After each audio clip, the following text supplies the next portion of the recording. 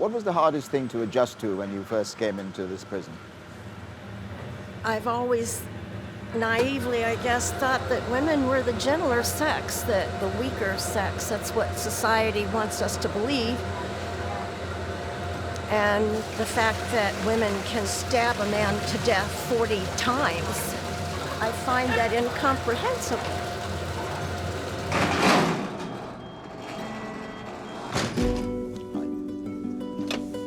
South of Chicago, in the state of Indiana, 2 prisons hold some of America's most dangerous female criminals. The Rockville Correctional Facility and Indiana Women's Prison house over 1,800 offenders. Many are serving long sentences for extremely violent crimes. Some will end their days here. How severely was the victim hurt? The bullet came into close contact with his eye and it Shot him in the face? Yes. For 4 weeks, I was given access to a world and a culture, the like of which I've never known. So you were classed as a baby killer? I was that, I am that. I'm a lot more than that as well, but that's who I am. America imprisons more women than anywhere else in the world.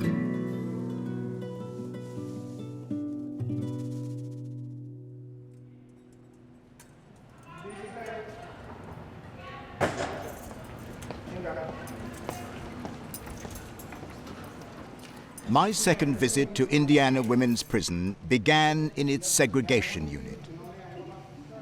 The prisoners here are among the most dangerous, and some have been punished for breaking the rules. They're locked down for 23 hours a day and have no contact with the rest of the institution. Miss Boyd? Yeah. Some people here would like to meet you.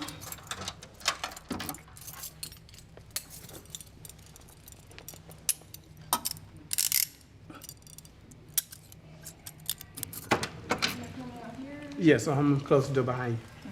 Step right here. You can step in front of your door for me, please. Okay. Thank you very much for coming out of your cell to talk to us. No problem. How long have you been in this segregation unit? In about a week, it'll be 4 months. So What's that like? it's hard, especially being pregnant. You're pregnant? Yeah. When did you find out you were pregnant? Where?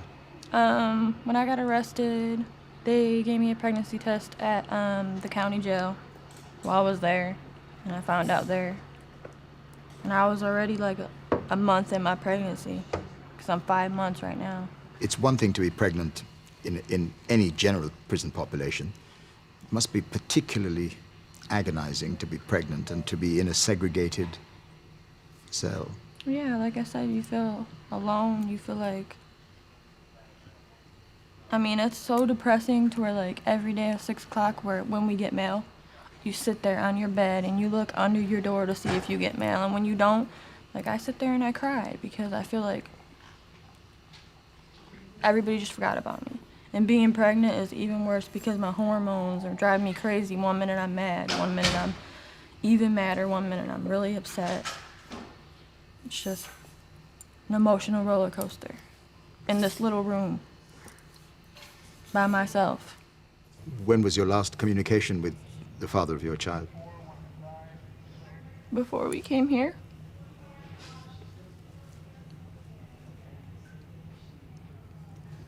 Is this your first baby? No, I have a daughter. She's 5. She's with my mother right now.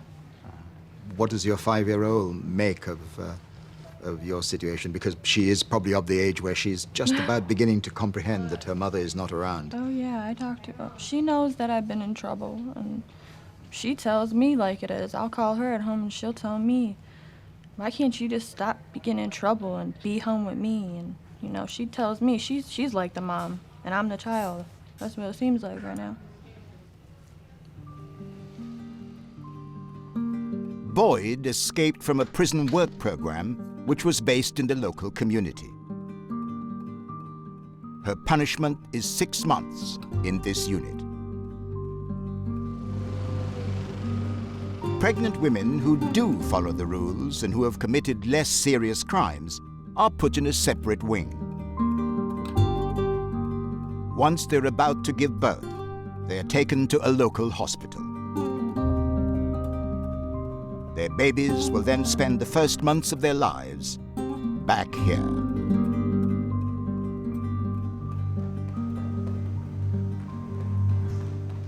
Brooke, how long have you been in prison?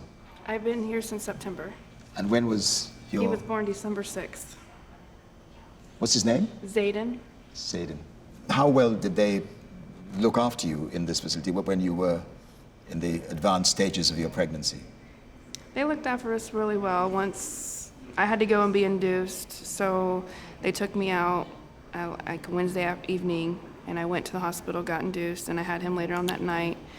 And we get to stay there 24 to 48 hours, depending on whether you bottle feed or breastfeed. How does that work in hospital? Do you have somebody looking over you? You have a guard there while you give birth?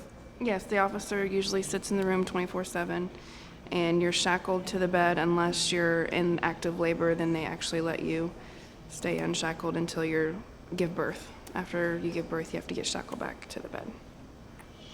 You're shackled to a bed? Yes. Just your ankle. Just your ankle, but you're shackled to a bed? You're shackled, yes. It's not the most propitious No. circumstances in which to have something which is so intensely Yes. personal. It was very embarrassing, very embarrassing. May I see the cell where you spend most of your time? Yes. Thank you.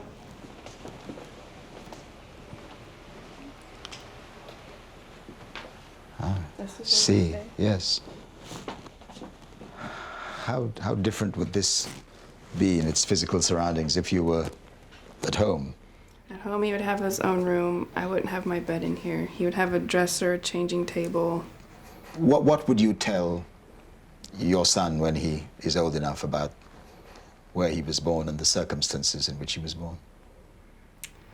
I really haven't thought about that question yet. I would just tell him that Mommy made a big mistake and it was for the better.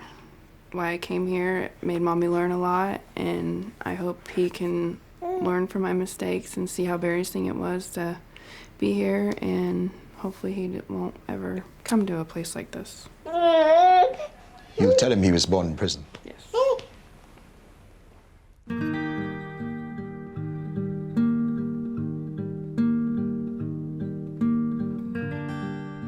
It's visiting time, and Kim is preparing to take baby Gabriella outside the unit.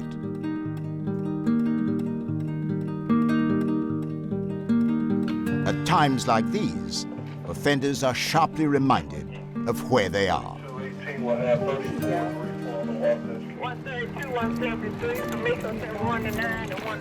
So you have to be accompanied on these visits out, Kim, do you? When we have the babies, yes. Yes. Why is that? Just for their safety. I mean, there's sexual offenders here that have done crimes like that, so that's one of the reasons why we escort them. It's difficult to believe that people will want to do anything to a child being taken out to a visiting area. I know that it might happen. Yeah. And you have to make sure he doesn't. Yes, sir. This, after all, Kim, is a women's prison. So it's rather difficult to imagine that a woman would do something against a child. Oh, yeah. For me, it's hard for me to fathom that a mother or any woman would be able to do that to a child, but it happens, and there's actually women in this prison that have hurt their children. Yeah. Well, yeah, I couldn't imagine. 132, 173, from me, 1 to 9, and 1 to 13 from the dining hall.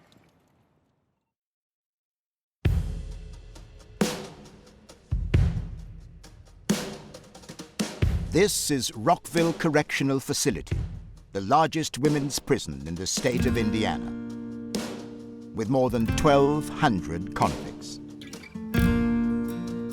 Lieutenant Brad Gray is taking me to Dormitory 5, one of the largest in the prison.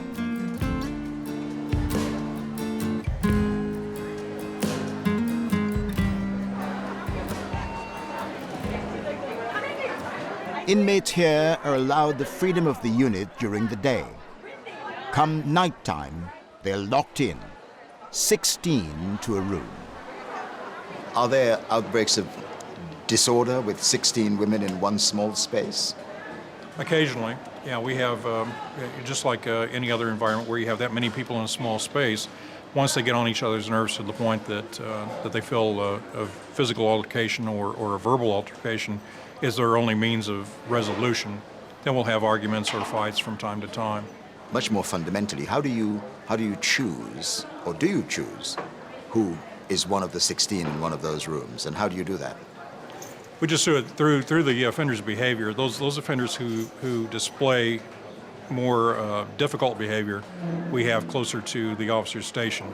Would you put, say, somebody who's been guilty of check fraud with somebody who's committed murder?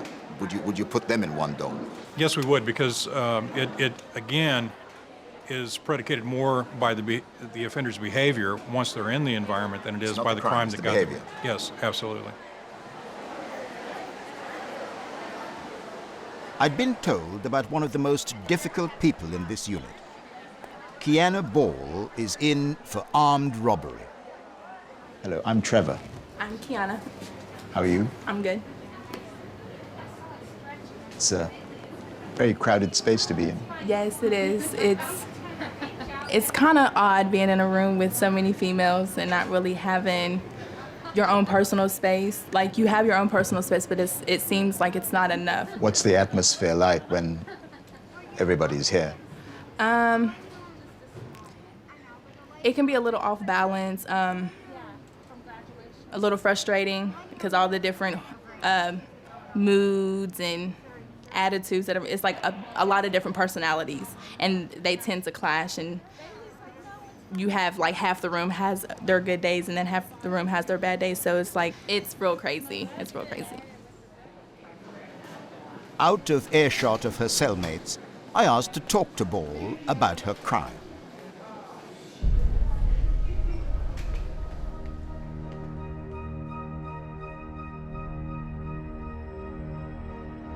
In 2009, Kiana Ball and her boyfriend Carlton Wright attempted to steal a van at gunpoint. The owner, Rinaldo Santiago, resisted and was shot at point-blank range. This is Ball and Wright moments after the shooting. They hide their weapons in a nearby apartment block. When she was arrested, police discovered these guns in Kiana Ball's handbag.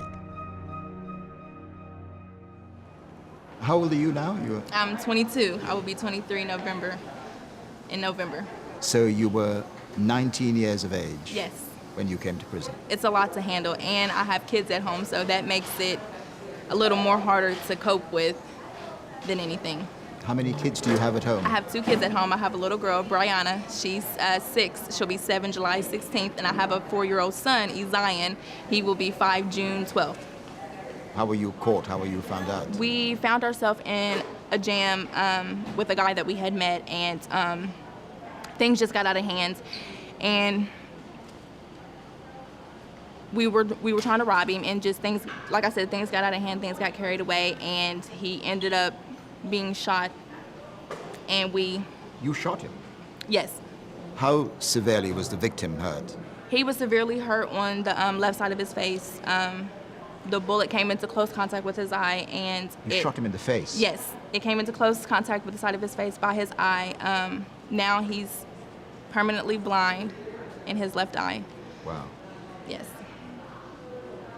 What's your emotional response knowing what the consequence of your action was? I didn't have any feeling at all about it.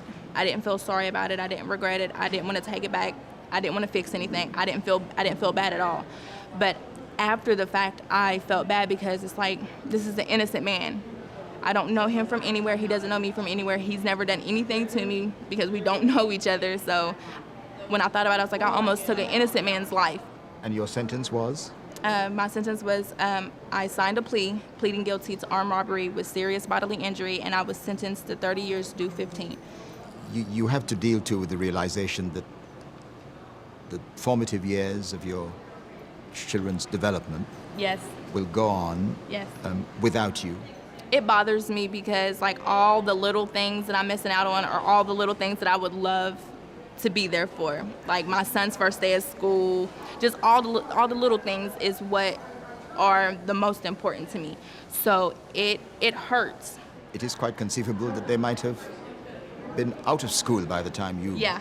by the time you get out. There's a possibility that's if I don't keep myself out of trouble and I keep down the path that I've found myself being on, getting into trouble constantly, in and out of lock. If I keep myself on that path, then I'll find myself not getting home to my kids until they're grown, and that's something I don't want to happen. I want to almost until they're adults. yes. So I would like to make it home to them before it's too late. I would like to be able to spend some time with them before they're too grown. Kiana Ball is one of those who finds it extremely difficult to cope with life in prison, compounded by the fact that bad conduct has got her an additional 9 years.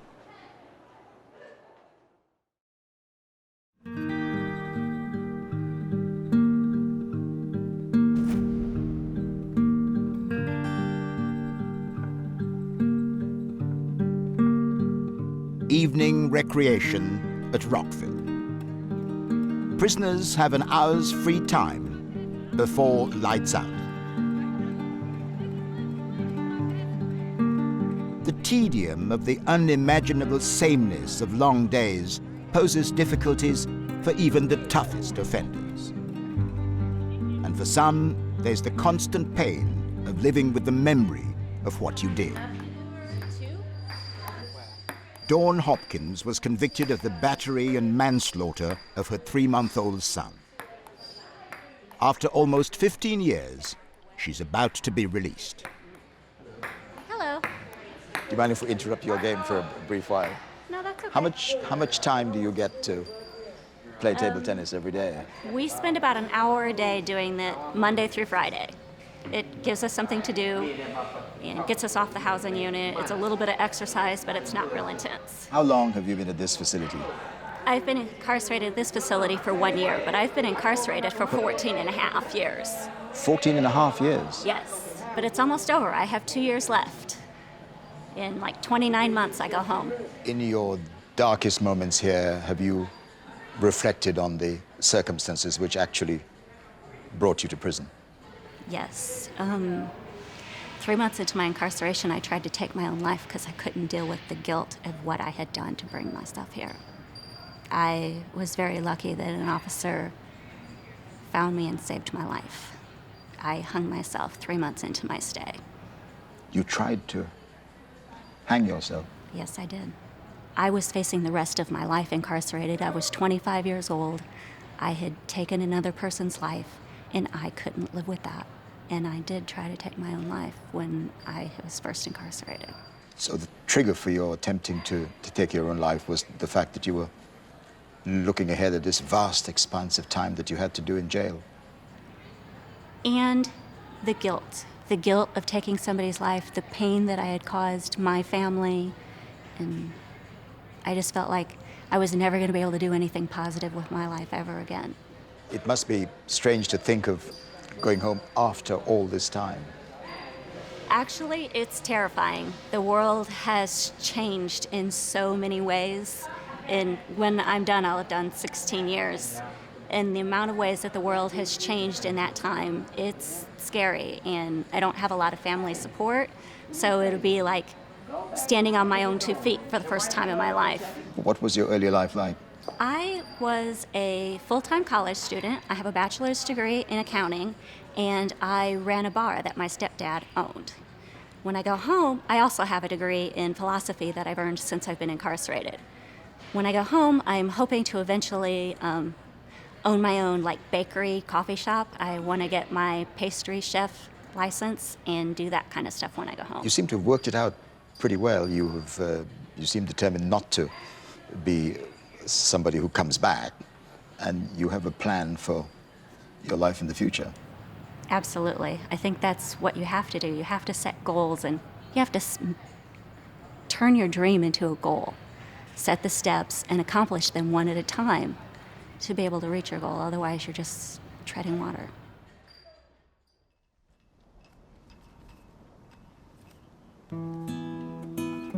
For most prisoners here, treading water is the sum total of their lives. And I'm about to meet a woman who spent more time in prison than any other in the state of Indiana.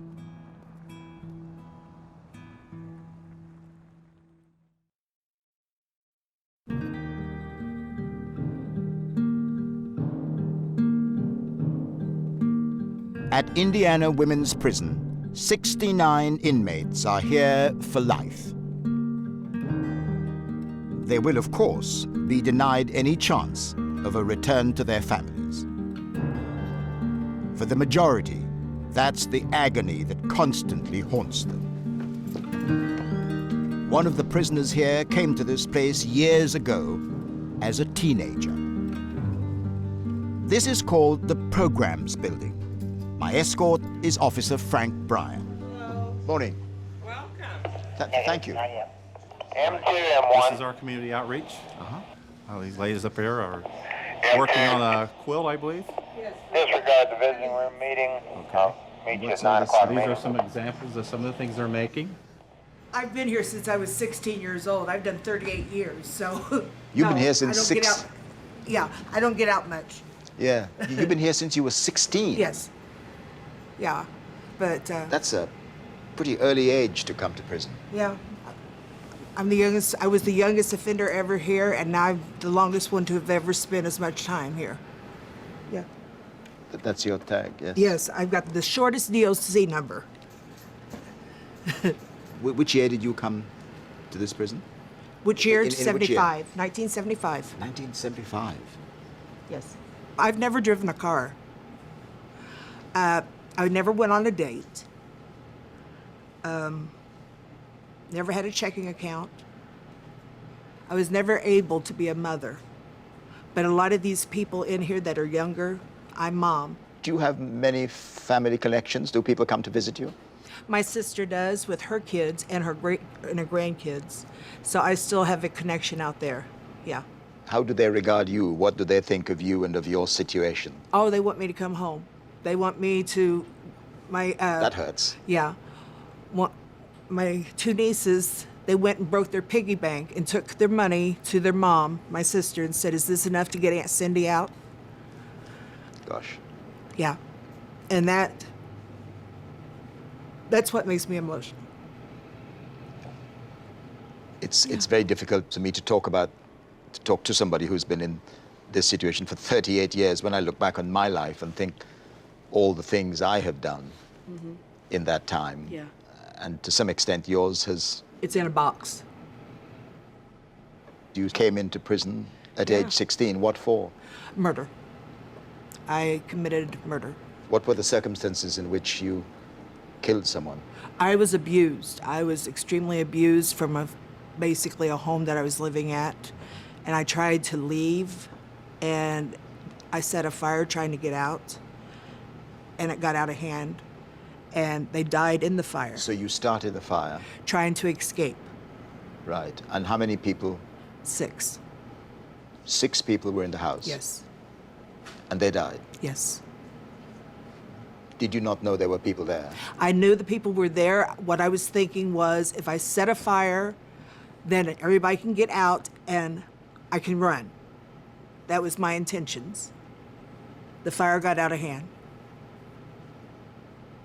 How quickly were you apprehended? A couple of months later. I was in the hospital because I had burns. Yeah. So you burnt yourself too? Trying to save them. That's how I got burnt. I kept trying to go back into the house to get them. Didn't work? No. This is probably a brutal way of putting it, and I acknowledge that, but the fact is, for you, this is it. Right. You will end your life here. You will end your days here. Mm-hmm. Yeah. I am looking forward to growing old in here because... You're looking forward to that? Yes, because, I'm going to know that my life is not going to be much longer. And there's something always positive on the other side, and I believe that. It's very good to meet you. It's good to Thank meet you. Thank you. Thank you for talking to me. Thank you.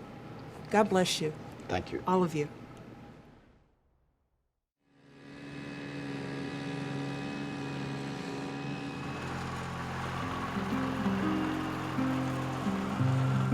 Early chow! Line up!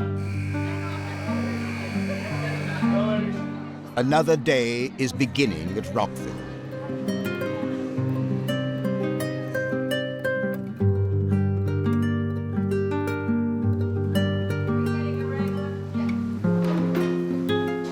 Although the majority of inmates here will be released into the community one day, prisoners talk endlessly about the years of family life they have missed.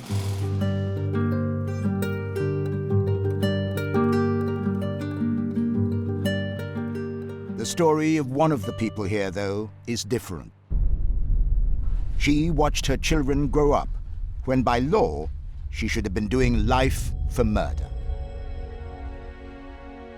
Linda Darby's story is remarkable by any standard. In 1972, she escaped from prison.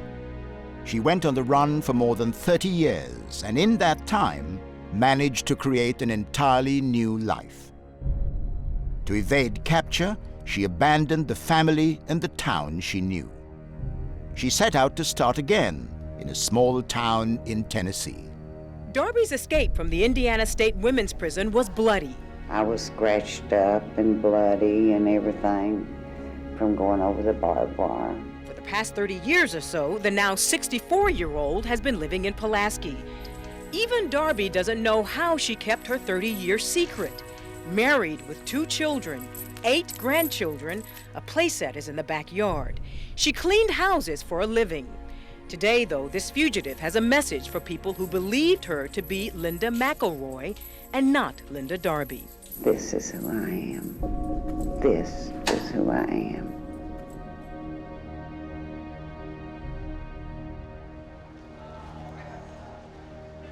So you escaped and you decided to make a clean breast of it, start a new life. I just changed my last name, changed 1 digit to my Social Security, and that's how I survived. Were you always in a position where you were looking over your shoulder, wondering whether the next tap on your shoulder would be that of an arresting officer, a policeman, somebody in authority? There's always the chance. I just kept asking God, please let me raise my children. I couldn't imagine them not being able to take care of themselves. Did you ever confide in anybody at all about what had happened to you? No. There was nobody you felt you could talk to about your life in prison before?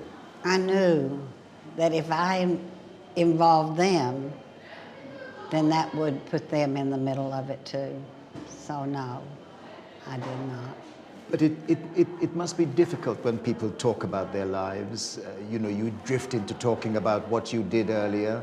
How was it possible never to mention anything about your past to your closest friends? It was hard. It was very hard.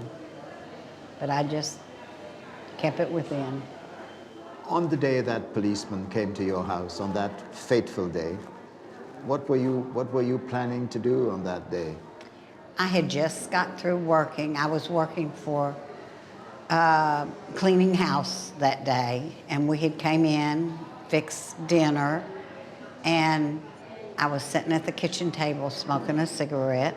My daughter went to the door, and Joe Robinson, who was the policeman that came to the house, and I knew him for 30 years, he said, I'm going to show you this picture.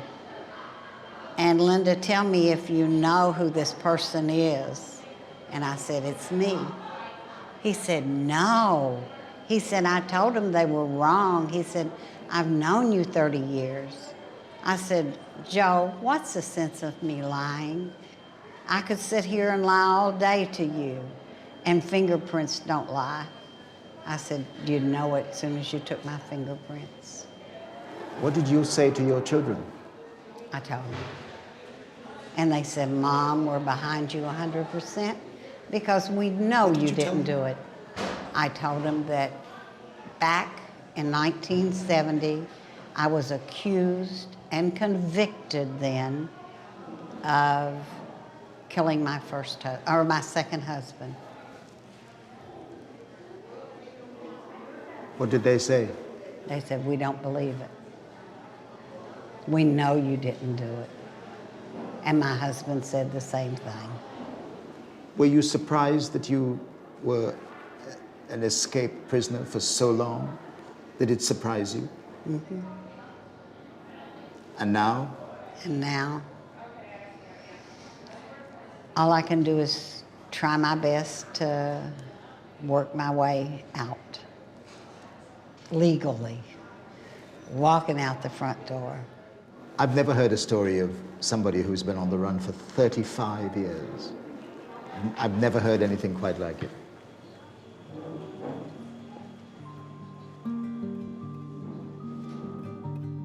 Linda Darby will probably die in this prison.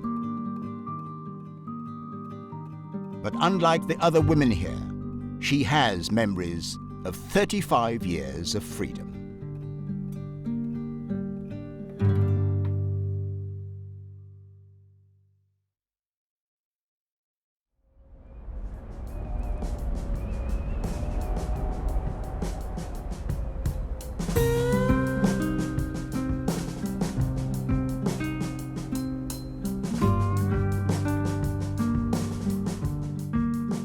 I'm back at Indiana Women's Prison.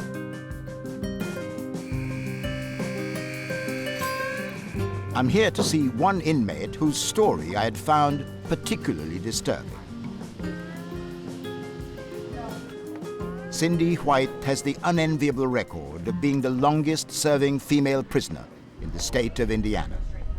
Release for her is unlikely. At the start of her sentence, she was a teenager. She's appealed against that sentence again and again. Cindy White was in court again today, and her attorney asked the judge for just one thing. That the court consider whether she was competent to stand trial at the time that she went to trial in 1976.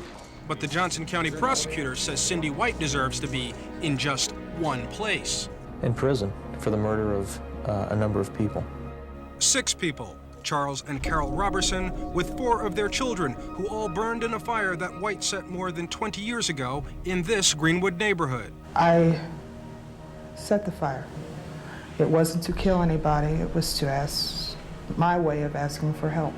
But White now says that she was not fit to stand trial back in 1976. She claims that she had been traumatized by years of sexual abuse by her father and even by the people she eventually murdered.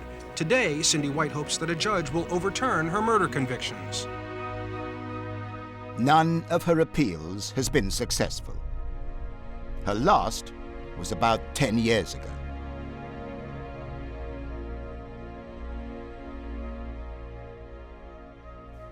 Remember my extended family I said that I have We were created in talking here? about that, yeah. Well, this lady right here that's needle pointing, this is my daughter Evie. All right. Hello, Evie. Hello. How are you doing? I'm fine. How are you? Has she taught you a lot? Yes. Yeah. She's probably the strongest woman I've ever met Really? Why do you say that? because I can't imagine being faced with what she's been faced with and staying as strong as she is. Having been here for such a long time. Yes. And I love her. Here, it's kind of like you see what you get. We've all been kind of in the same boat, hurt, disappointed, despair. So when you can reach out to someone that's walked in your shoes, then it makes it easier. So which is your I'm in space? the bottom one, the messy one. Welcome to my home. Wow. Home which is shared with... Yes, this is my bunkie. Would you introduce yourself? Cheyenne Pennington. Hello. And we get along really well. I'm mama to her, she says. It's another member of your extended yes, family. I get them without even realize I have them. And which is your bunk? This is my bunk. This is where I am secluded in. I come Wow. in, and when I don't want to be bothered with somebody or just alone, I will pull out and get down there and hide for just a little bit. You must have seen people come and go here over the years. Yeah, this unit, there's a lot of ins and outs, what we call. They finish their time and they go home. And I really don't deal with them too much because, well, it hurts. Because you see people who come here, you get to know them, and then they leave and you stay. Yeah, and it hurts. I'm not going to say it doesn't. Because I really wanted to have that hope of going home. But as it is now, I know what's for real, and I had to be in reality. I can't hope on false hopes. But it's a recurring hurt because you see people come and go Oh, yes. constantly. I'm excited to see them go home because I know that they're going to be doing something that I can't do. And that is be with their family. But I have made a family in here to take away the pain. Why do they keep you? Why, in your mind, have they decided to keep you in these conditions? I don't know. That's a question I ask all the time is, what is it that I am not doing? You know, if they tell me what it is that I can do to say, okay, yes, you can go, I'll be more than happy to. I'll be more than happy to do it. You've been up for parole? I've been up several times, and each time I'm refused. And I finally got tired because the disappointment. When I go up before him, I'm like, yes, this year I'm going home. I just know it. There's no other way. But I'm tired of doing that. And I'm tired of getting my feelings hurt. And I figured this way, if they haven't let me go in the 37 years that I have tried to go, they're never going to let me go. So I've got to make do with what I have and make the best of it. How have you survived this for so many years? I try to find somebody worse off than me. I try to find someone that needs a kind word, that needs a hug, that needs to be shown that they care. I need to care for something or someone. I want to love. I want to be loved. It's a kind of escape from which there is, in fact, no escape. Yeah. It's just that you find that thing that makes you want to say, okay, I'm going to be okay today, and hold on to it. However you mentally come to terms with it, it's a very difficult adjustment to make. I want something to show for my life, other than a DOC number. A prison record number. Right. And right now, I don't have it. There's nothing out there that says Sarah Cindy White exists, other than the number.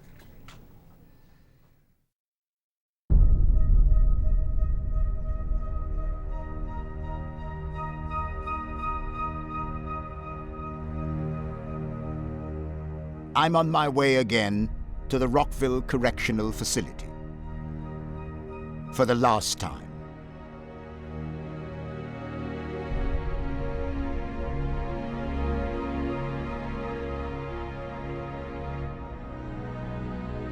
Of the litany of crimes you hear about in this prison, perhaps the most shocking is that of a mother who kills her child.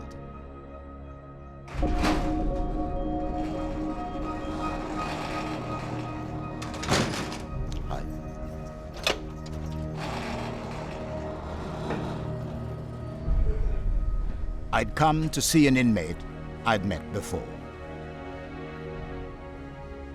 Dawn Hopkins is now looking forward to her release.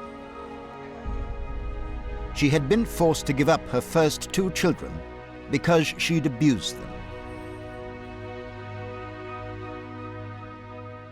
But in 2001, she was convicted of killing her 3rd child, 3-month-old Noah.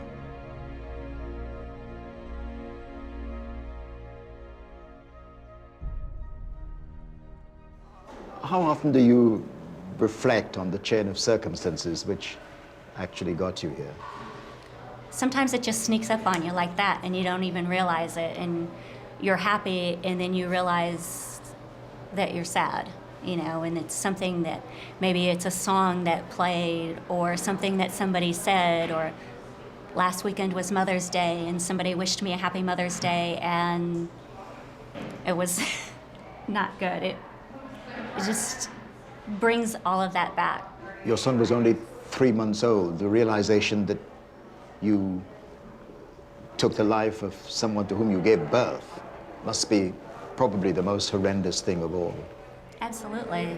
You know, I can still remember when I found out I was pregnant. You know, I was 6 weeks pregnant and they did this ultrasound and there was this little life, and, you know, they told me he was like 1.5 inches long.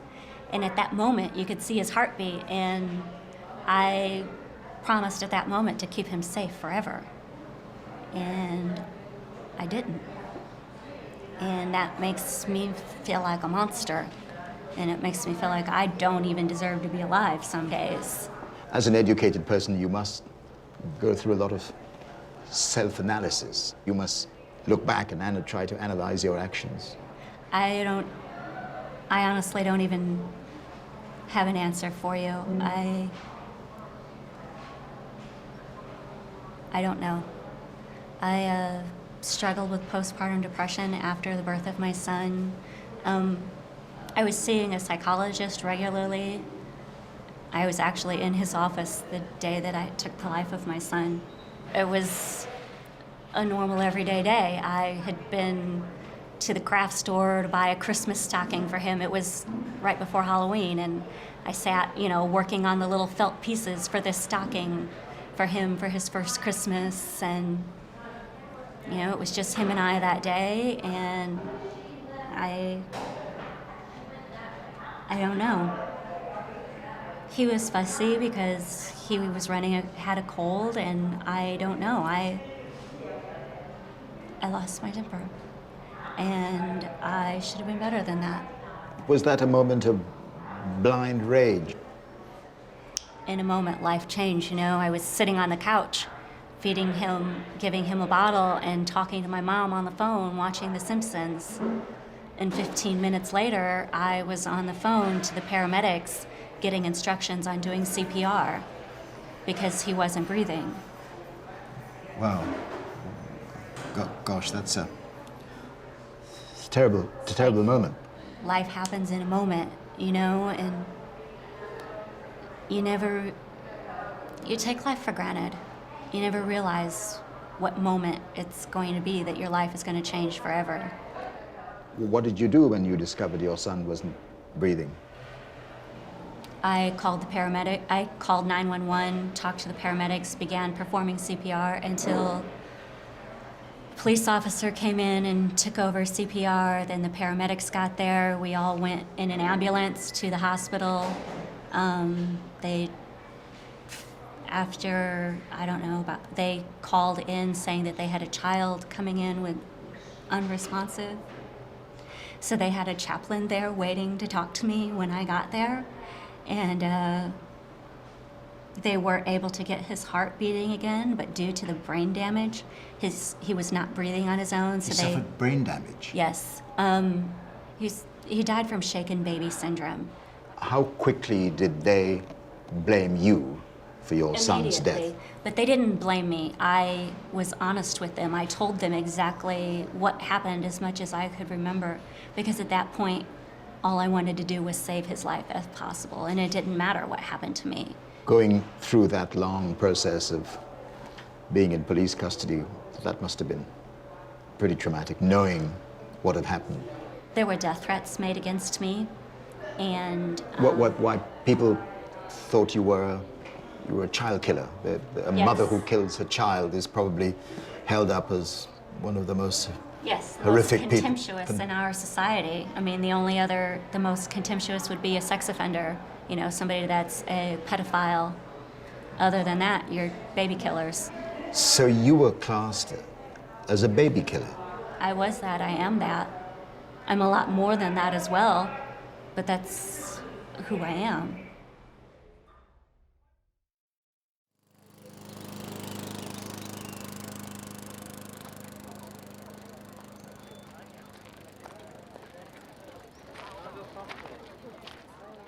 I eventually took my leave of Indiana and the many women behind bars in this state. The thoughts that stay with me are of horrendous crimes and the staggeringly long sentences. The thoughts, too, of wasted lives and the families left behind.